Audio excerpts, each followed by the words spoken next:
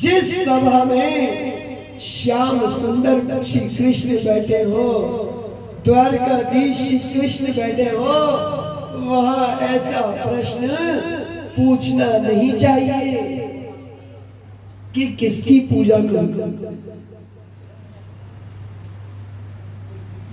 युधिष्ठिर कह कि भाई पूछने का मेरा काम है, जो मेरे को पूछना है मैं पूछ रहा हूं। यदि तुम्हें अपनी राय देनी है तो दे दो। वो भी जानता था कि सबसे पहले पूजा तो श्याम सुंदर की ही करनी है, लेकिन वो नहीं चाहता था कि धर्म के विपरीत जाकर कोई कार्य करे, बिना सबकी सहमति के कोई कार्य करे। तो इधर क्या हुआ, जैसे ही वो सहदेव बोला कि उस श्याम सुंदर की पूजा करो, इतने में शिशुपाल खड़ा हुआ, कहने लगा कि सहदेव तेरी बुद्धि मारी गई है क्या? तू अभी बच्चा है, नीचे बैठ, ज्यादा छोटा मुंह बड़ी बात करने की आवश्यकता नहीं है। उसकी करके भगवान श्याम सुंदर चुपचाप मुस्कुरा रहे हैं, लेकिन अर्जुन और भीम को महाक्रोध आएगा। इधर वो शिशुपाल अब श्याम सुंदर को गालियां देने लगा। श्याम सुंदर ने क्या किया, एक थाली थी पूजा की हाथ में, उसी थाली पर एक एक करके लाइन गिनने लगे। क्यों? परीक्षित कहने लगा कि महाराज, वो सुखदेव जी महाराज, श्याम सुंदर उसकी थालियों पे लाइनें क्यों खींच रहे थे? के परीक्षित वो इसलिए क्योंकि शिशुपाल के माफ करने का वचन जो दे चुके थे कि महाराज 100 अपराध माफ कर दे। के परीक्षित यह शिशुपाल जो है वो वसुदेव जी की एक बहन का लड़का है, जब चंचली में ब्याही। जिस समय श्याम सुंदर की बुआ शिशुपाल की माता के पुत्र उत्पन्न हुआ, जब शिशुपाल उत्पन्न हुआ तब उसके 3 तो आंखें और 4 हाथ थे। कितने? 3 आंखें और 4 हाथ। ऐसा दिव्य बालक देखकर उन श्याम सुंदर की बुआ ने ब्राह्मण विद्वानों को पूछा कि भाई मेरे सामान्य पुत्र ना होकर के ऐसा अद्भुत पुत्र कैसे हो? तब वो ब्राह्मण कहने लगे कि देवी, यह भगवान नारायण के पास अवतार है। जिस व्यक्ति के गोद में जाने से इसके 2 हाथ और 1 आंख गायब हो जाए, समझ जाना उसी के हाथ से ये मारा जाएगा।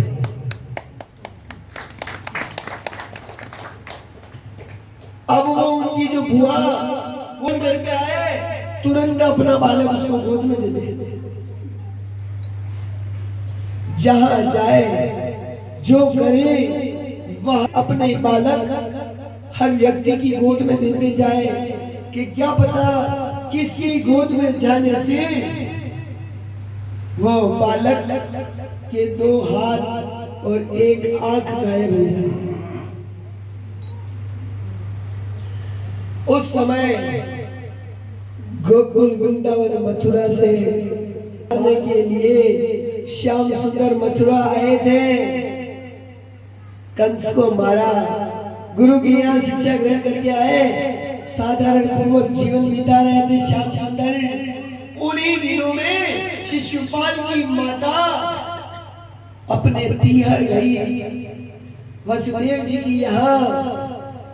इधर वसुदेव जी की यहाँ गई, वसुदेव जी को, देवकी को, उग्रसेन को एक एक करके सबके हाथों में अपना पुत्र दे ले।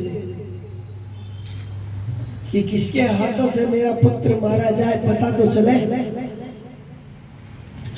जैसे ही श्याम सुंदर की गोद में शिशुपाल को दिया और उसकी एक आंख और 2 हाथ वहीं गायब हो गए। शिशुपाल की माता कहने लगी कि कन्हैया तो शिशुपाल को मारेगा, तेरे भाई को मारेगा। अरे माता, अरे बुआ, मैं शिशुपाल को क्यों मारूंगा, मेरी कोई दुश्मनी थोड़ी है उससे।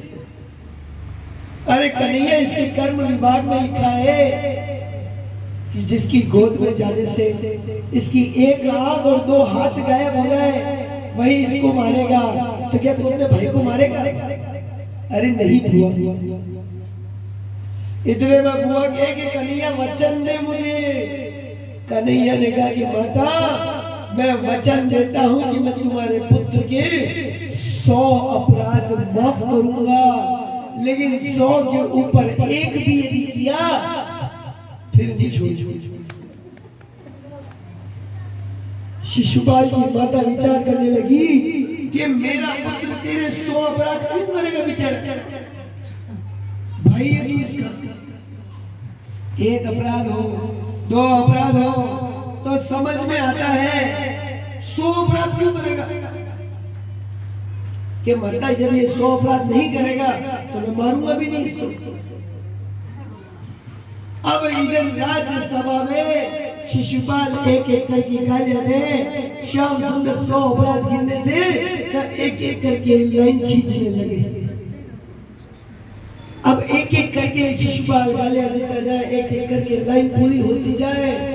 जैसे ही 99 गालियां दे दी